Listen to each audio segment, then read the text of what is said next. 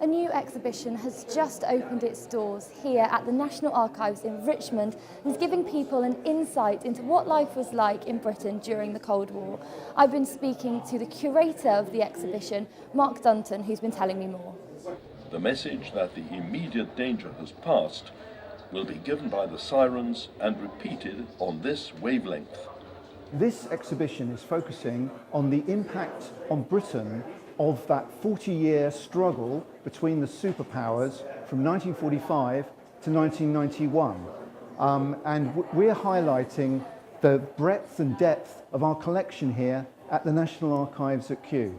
There are many interesting documents and in fact a whole kind of immersive experience here, but some of the documents include, for example, a document that Churchill called his naughty document, not for public eyes. It's a document that he discussed with Stalin in October 1944, showing possible spheres of influence in Eastern Europe after the war. There's an increasing interest in contemporary history that people lived through.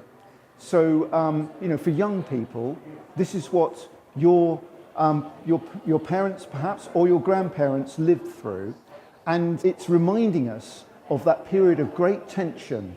You know, there really were particular moments where the world was brought to the brink of nuclear war, and such as the Cuban Missile Crisis. So it's remembering that and how that felt. It's also looking at things like what it might have felt like to have been a member of staff chosen to go into a government bunker. What it might have felt like to be away from your family and to go through that.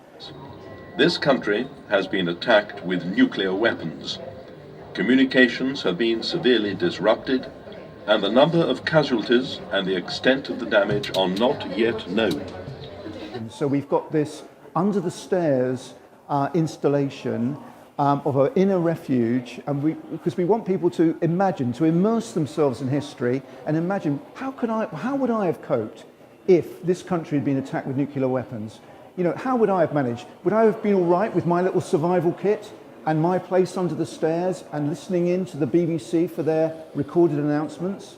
So it's getting people to think about that period again when there was a lot of tension.